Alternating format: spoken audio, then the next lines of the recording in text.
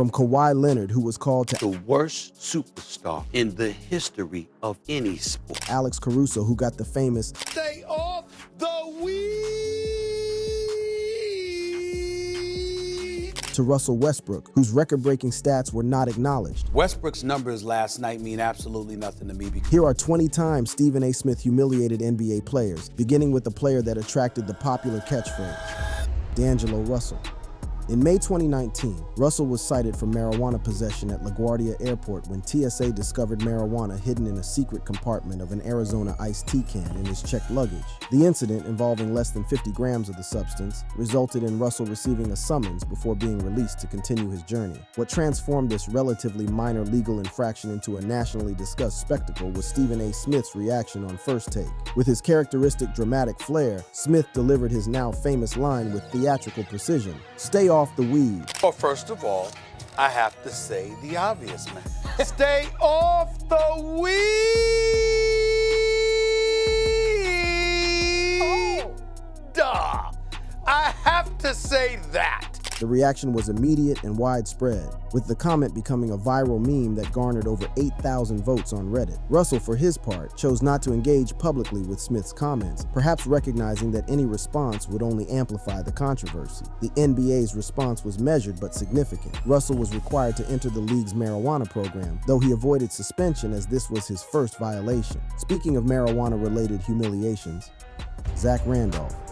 The veteran Sacramento Kings forward was arrested near Los Angeles' Nickerson Gardens for marijuana possession with intent to sell, initially a felony charge based on the 2 pounds of marijuana found at the scene. The arrest occurred during what police described as a chaotic disturbance, complete with damaged vehicles and a scene that painted a troubling picture for the veteran player. When Smith addressed the situation on First Take, his response was markedly different from his typical theatrical delivery. He held Randolph personally responsible for the situation, calling it shameful behavior for a veteran player who should have known better. I'm shocked. First of all, I'm a fan of Zack Randolph. I like him a lot. I'm shocked at the stupidity of him finding himself in this situation. I won't go off about the weed just yet, but this is an individual that has made well over $150 million in his career. I find it very, very difficult to believe that he was intending to sell. What made this moment particularly compelling was the debate it sparked between Smith and his co-host, Max Kellerman. While Smith maintained his position that Randolph deserved criticism, Kellerman argued that the player was being unfairly demonized by both the media and law enforcement. Smith's emphasis on the financial risks involved demonstrated his understanding of the broader implications. He pointed out that Randolph was risking not just his freedom, but a multi-million-dollar career and his family's security. Moving on to another player who got the stay off the weed, Alex Caruso. On June 22, 2021, the Los Angeles Lakers guard was arrested at Easterwood Airport in Texas for possessing less than 2 ounces of marijuana and drug paraphernalia, specifically a grinder that TSA discovered during routine screening. After paying a $552 fine and posting a $3,000 bond, Caruso was released and free to continue his travels. Smith's reaction came slyly and memorably, both on social media and during First Take broadcasts. His delivery of "stay off the weed" regarding Caruso was particularly animated, with Smith adding his own editorial commentary. Alex Caruso for the Los Angeles Lakers could not stay off the weed.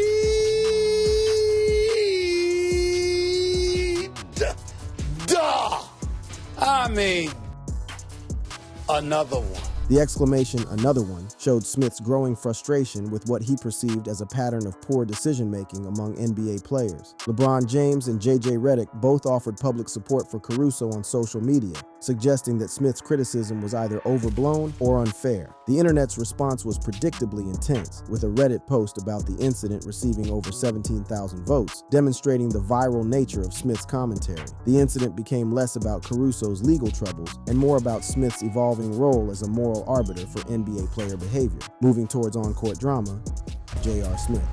Few moments in NBA history have been as simultaneously devastating and meme-worthy as J.R. Smith's crucial mistake in Game 1 of the 2018 NBA Finals. On May 31st, 2018, with the Cleveland Cavaliers tied 107 against the Golden State Warriors and just 4.7 seconds remaining, Smith grabbed an offensive rebound with a chance to win the game. Instead of shooting or calling timeout, Smith dribbled out the clock, apparently thinking the Cavaliers were ahead. The mistake sent the game to overtime, where the Warriors eventually won 124-114. The next morning brought one of Stephen A. Smith's most memorable commentary moments, though this one was notably different from his typical pre-planned segments. During a live first take taping in Oakland, with the audience clearly engaged and energetic, Smith was asked by fans to deliver his signature line. With perfect comedic timing and his characteristic theatrical flair, Smith obliged, "Stay off the weed." The implication was clear. Only someone under the influence could make such a fundamental mistake in such a crucial moment. Next up, a player whom Smith served absolute diss: Russell Westbrook. On March 29, 2021, while playing for the Washington Wizards, Westbrook recorded a spectacular triple-double with 35 points, 14 rebounds, and 21 assists, breaking multiple records in the process. For most observers, this was a moment to celebrate individual excellence and athletic achievement at its highest level. Stephen A. Smith saw it differently. On March 30th, 2021, during his first take appearance, Smith delivered a critique that cut to the heart of how basketball success should be measured. Utmost respect to Russell Westbrook, but last night's numbers mean absolutely nothing to me. Westbrook's numbers last night mean absolutely nothing to me because even though that's great numbers, that's what Westbrook can do. We all know this. He's a former league MVP. He's the most athletic point guard we have ever seen in NBA history. His reasoning was brutally simple. Without a championship, individual achievements were meaningless. Smith's position represented a fundamental philosophical divide in how basketball excellence should be evaluated. By dismissing Westbrook's historic performance, Smith was essentially arguing that team success was the only metric that mattered, regardless of individual brilliance or statistical dominance. This wasn't just criticism of one game. It was a wholesale rejection of how Westbrook had built his entire career identity. Westbrook's response was both measured and defiant. He pushed back against Smith's championship-centric worldview, stating, "I don't have to be an NBA champion." More importantly, Westbrook emphasized his impact beyond basketball statistics, highlighting his community work and broader social influence. Up next, a superstar whose stardom did little to protect him from Smith's crosshairs: Kevin Durant. July 4th, 2016, became a date that would forever alter the landscape of professional basketball and create one of Stephen A. Smith's most enduring criticisms. Kevin Durant's decision to leave the Oklahoma City Thunder and join the Golden State Warriors, the very team that had just eliminated them in the Western Conference Finals, sent shockwaves throughout the sports world. For Smith, this wasn't just a free agency move, it was a fundamental betrayal of competitive principles. Smith's initial reaction came via Twitter with characteristic bluntness: "Don't give anyone says," weak move by KD. But it was his first take commentary that truly captured the depth of his disappointment and criticism. Smith called it the weakest move I've ever seen from a superstar, questioning not just Durant's basketball judgment, but his competitive integrity as a whole. This next case crossed the boundaries of ethno-religious controversies. Kyrie Irving. October 2022 brought one of the most controversial moments in Kyrie Irving's already controversy-filled career. Irving had promoted an anti-Semitic film on his social media platforms, sparking widespread backlash and raising serious questions about his judgment and values. Smith's commentary on November 2nd, 2022, during First Take, represented some of his most cutting sarcasm. Rather than direct anger, Smith employed biting irony to make his point. Kyrie literally doesn't mean harm to anybody. That's not his problem. What his problem is that his intellect far exceeds the rest of ours. See, we're all peons. The sarcasm was unmistakable, with Smith effectively arguing that Irving's behavior stemmed from arrogance rather than genuine intellectual curiosity. The peons comment was particularly devastating because it captured something that many observers felt about Irving's public persona. Smith was suggesting that Irving believed himself intellectually superior to everyone around him, including teammates, coaches, media members, and fans. This wasn't just criticism of one incident, it was a character assassination that went to the heart of how Irving interacted with the world around him. What made Smith's criticism particularly effective was how it reframed Irving's controversial statements and actions. Instead of treating them as isolated incidents or misunderstandings, Smith presented them as part of a pattern of behavior rooted in Irving's perceived sense of intellectual superiority. This narrative framework made Irving's actions seem more problematic and less forgivable. Next up is a former All-Star Ben Simmons. By 2024, Ben Simmons had become perhaps the most polarizing figure in professional basketball, and Stephen A. Smith's assessment of the former All-Star represented one of his most brutal character evaluations. Simmons' tenure with the Brooklyn Nets had been marked by limited availability, playing just 67 games over 3 seasons, while citing various injuries and mental health concerns. Smith's July 2024 commentary on his podcast pulled no punches in assessing Simmons' professional situation. He called Simmons an absolute mess and delivered perhaps his most damning accusation. And they talk about mental health and mental illness. It's legit. It's a legit thing in this world. I do not want to hear that about Ben Simmons. It was no mental problems when it came time to cash the checks. Smith went further, accusing Simmons of stealing money due to his lack of effort and poor performance. The criticism struck at multiple levels simultaneously. Smith wasn't just questioning Simmons' basketball performance. He was challenging the legitimacy of the mental health concerns that Simmons had cited as reasons for his limited availability. By suggesting that Simmons had no problems, when it came time to cash the checks, Smith was essentially accusing him of financial motivation while avoiding professional responsibilities. The response from Simmons' representation was immediate and forceful. Agent Bernie Lee called Smith an idiot, suggesting that Smith's comments crossed professional and ethical lines. This next case takes us back to an age-long feud: Kevin Durant. The relationship between Stephen A. Smith and Kevin Durant reached a new level of antagonism in 2024, demonstrating how years of accumulated tension could explode into very public feuding. In October 2024, following the Phoenix Suns' season-opening victory, Smith appeared on First Take to question Durant's leadership abilities. Despite Durant's solid 25-point performance in the win, Smith focused on what he perceived as leadership deficiencies. Smith's criticism was particularly pointed because it came heir of victory, suggesting that his concerns about Durant went deeper than simple win-loss records. When asked about Durant's leadership impact on the team, Smith's response was dismissive. Stephen A., how much belief do you have in the Suns with Kevin Durant as their guy, as their superstar? Not much.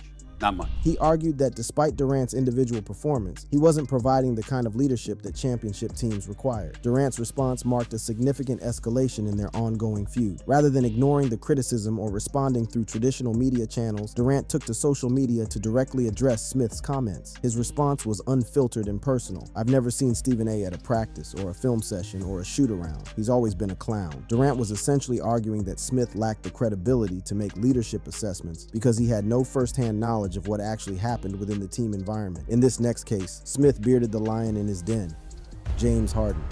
Game 7 of the 2023 Eastern Conference semifinals became a defining moment in James Harden's playoff legacy. On May 14, 2023, Harden managed just 9 points on 3, 11 shooting, as the Philadelphia 76ers were demolished 112-88 by the Boston Celtics, ending their championship hopes in devastating fashion. Smith's commentary on SportsCenter the next day was brutal in its directness and creativity. James Harden was so awful, so bad, he should actually shave his beard so he could hide his identity. That's how bad he was.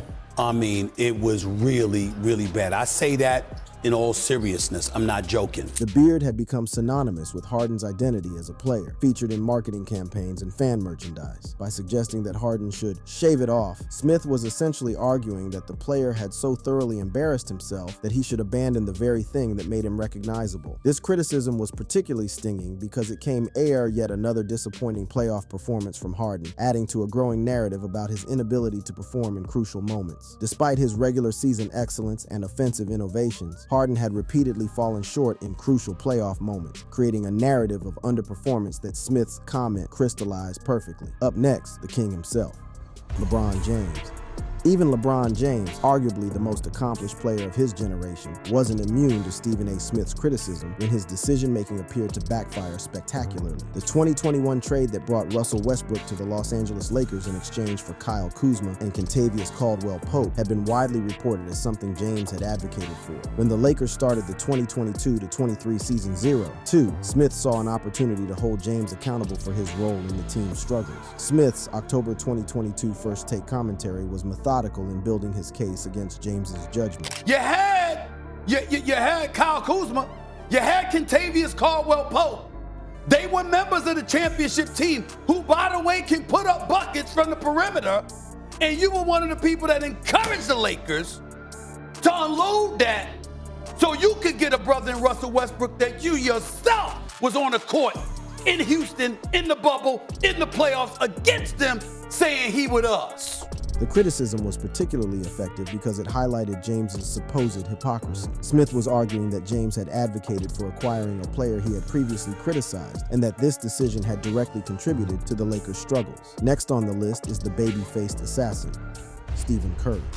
December 2023 brought one of the most controversial moments of the NBA season when Draymond Green received an indefinite suspension for striking Jusuf Nurkic during a game. Rather than focusing his criticism solely on Green's actions, Stephen A. Smith chose to target Stephen Curry's leadership, creating a controversy that would involve coaches, players, and analysts throughout the basketball world. Smith's First Take commentary questioned Curry's role as a leader during the crisis. Where's the leadership? Where's he at? What kind of impact is he having? Smith went further by comparing Curry unfavorably to LeBron James, suggesting that James would have handled the situation more effectively and decisively. Smith was essentially arguing that Curry should have been able to control Green's behavior, despite years of evidence suggesting that Green's emotional volatility was difficult for anyone to manage consistently. Golden State Warriors coach Steve Kerr's response was immediate and forceful, calling Smith's criticism sickening and disgusting. Perhaps most tellingly, Green himself apologized to Curry for the situation, saying that Smith's comments had crushed him because Curry was being unfairly blamed for his actions. This next case birthed a new nickname for the player involved, Anthony Davis.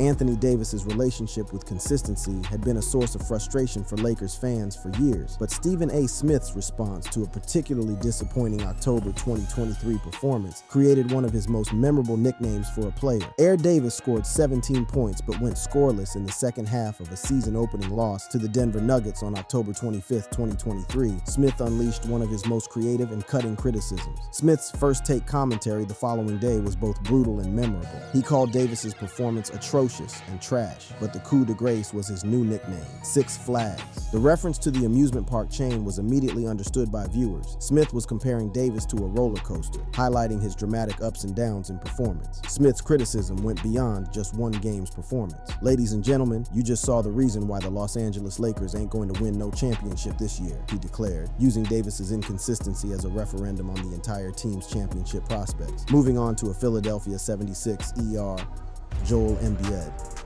The Philadelphia 76ers 2023 playoff run ended in crushing fashion, and Joel Embiid's performance in the decisive Game 7 against the Boston Celtics became a defining moment that Stephen A. Smith would not let pass without severe criticism. On May 14, 2023, Embiid managed just 15 points on 18 shooting as the 76ers were demolished 112-88, ending their championship hopes in devastating fashion. Smith's First Take analysis the following day was unforgiving in its assessment of Embiid's leadership and performance when his team needed him most. He called Embiid's Game 7 performance really bad, emphasizing how the MVP candidate had failed to elevate his game in the most crucial moment. Smith's criticism highlighted the disconnect between Embiid's regular season dominance and his playoff struggles. Joel Embiid is now 0-5 in conference semifinal series. He has never been to a conference finals. Did you know Joel Embiid is now 0-3 in Game 7s? He hasn't won a Game 7. This is what the situation is with Joel Embiid. Throughout the regular season, Embiid had been in MVP conversations and had established himself as one of the league's most dominant centers. However, Smith argued that none of that regular season success mattered if Embiid couldn't deliver when championships were on the line. The criticism was especially painful because it came years of playoff disappointments for both Embiid and the 76ers organization. The next item takes us to the Mavs, Luka Doncic. With the Mavericks struggling to meet expectations, Smith turned his attention to what he perceived as fundamental leadership failures from their franchise player. Smith's early 2025 First Take commentary focused specifically on Doncic's physical conditioning and how it affected both his individual performance and his role as a team leader. His physical shape affects his performance and sets a poor example, Smith argued, calling it a lack of leadership that was impacting the entire Mavericks organization. If the issue involving you is that you're not in shape, if conditioning is a question mark, that's lacking leadership. The criticism struck at something deeper than just basketball performance. Smith was essentially arguing that Doncic's conditioning issues represented a character flaw that undermined his ability to lead by example. This wasn't just about missed shots or poor defensive rotations. It was about professional standards and what it meant to be a franchise cornerstone. The basketball community's response was notably divided, reflecting different perspectives on how much responsibility individual players should bear for team success. Up next, the Greek Freak, Giannis Antetokounmpo. July 10, 2025, brought one of Stephen A. Smith's most controversial takes when he decided to label Giannis Antetokounmpo as a potential underachiever despite his extraordinary list of accomplishments. Following the Milwaukee Bucks playoff exit, Smith appeared on First Take with criticism that shocked many observers. Smith's argument was audacious in its scope and implications. With his talent, he should have multiple titles by now, Smith declared, essentially arguing that Giannis's 2 MVP awards, Defensive Player of the Year award, Finals MVP, and championship ring weren't sufficient given his abilities. The criticism represented Smith's championship-centric worldview taken to an extreme. What made this criticism particularly controversial was how it dismissed one of the most remarkable individual and team success stories in recent NBA history. Giannis had transformed from an unknown teenage prospect to NBA champion while leading a small-market franchise to its first title in 50 years. Giannis's response was memorable. Rather than engaging in a war of words, he posted a picture on social media of his trophy collection, letting his accomplishments speak for themselves. The image was worth 1,000 words, effectively highlighting the absurdity of calling someone with such an impressive resume an underachiever. Next up, the time Smith kicked a man while he was, well, injured. Kawhi Leonard. April 2024 brought one of Stephen A. Smith's most extreme player evaluations when he turned his attention to Los Angeles Clippers forward, Kawhi Leonard, and his ongoing injury struggles. Leonard missed several crucial games due to various health concerns. Smith delivered what many considered his most hyperbolic criticism to date. Smith's First Take commentary was shocking in its extremity and scope. He labeled Leonard one of the worst superstars in the history of any sport, specifically because of his frequent injuries and absences, suggesting that availability was the most important quality a superstar could possess. I can make a legitimate argument that Kawhi Leonard is the worst superstar in the history of any sport. You can't have somebody like that and it's beneficial, who's gonna miss work half the time and does absolutely nothing to promote your product or your brand. The criticism was particularly controversial because it seemed to ignore Leonard's extraordinary accomplishments when healthy. Leonard had won 2 NBA championships with 2 different teams, earned 2 Finals MVP awards, and had been widely regarded as one of the best two-way players in the league during his peak years. Smith's characterization seemed to dismiss all of this, based solely on injury concerns. Up next, the heat comes under Smith's fire.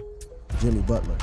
June 2025 brought another chapter in Stephen A. Smith's ongoing critique of star players who failed to meet his championship standards, this time focusing on Miami Heat forward Jimmy Butler and his performance during a crucial playoff loss. Following what Smith perceived as a passive performance from Butler in an elimination game, the ESPN analyst took to NBA Countdown to deliver pointed criticism. Smith's criticism focused specifically on Butler's leadership during pressure moments, arguing that true superstars needed to elevate their games when their teams faced elimination. He can't shoot 39% in playoffs and expect to lead, Smith declared, suggesting that Butler's inconsistent shooting was symptomatic of larger leadership failures during crucial moments. Butler's response was measured but defensive. "I gave my all. The team needs to improve collectively," he stated, pushing back against Smith's suggestion that individual performance shortcomings were the primary reason for team failure. This response highlighted the tension between individual accountability and team responsibility. Moving on to a regular on Stephen A. Smith's lips, Zion Williamson.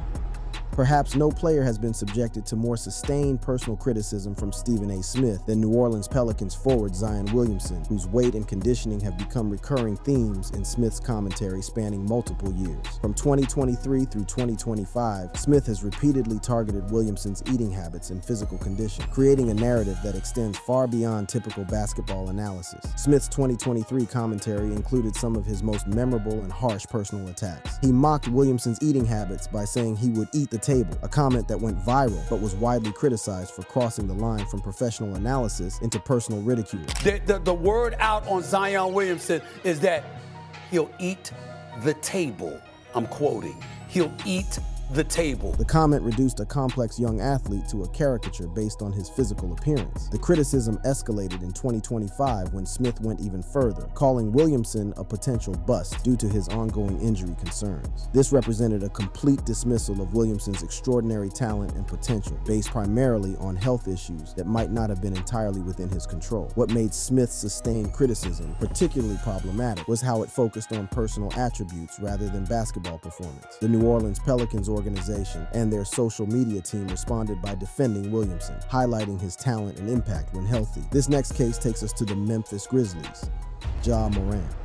In May 2025, following reports of various off-court behavioral concerns, Smith delivered criticism that extended beyond just Morant's individual actions. Smith's first take commentary was notable for how it connected Morant's behavior to broader perceptions of Memphis as a city and basketball destination. Memphis's reputation affects its attractiveness, Smith suggested, arguing that safety concerns and negative publicity were making it difficult for the franchise to attract top-tier talent and maintain competitive relevance. The criticism was particularly cutting because it wasn't just about Morant's individual choices. Smith was suggesting that the young star's behavior was actively harming his teammates, organization, and city. This represented an escalation from typical player criticism into broader social and economic commentary about the relationship between athlete behavior and community representation. By suggesting that Memphis was becoming less attractive to players due to safety concerns, Smith was wading into complex territory about how cities are perceived and marketed in professional athletics. Morant's response was immediate and passionate. He defended his city on social media, stating, "Memphis is great. I'm committed to the team and community." From his signature "stay off the weed" catchphrase to deeply personal attacks on player character and leadership, Smith has consistently pushed the boundaries of what constitutes acceptable sports media criticism. If you enjoyed this video, click on the videos on your screen for more.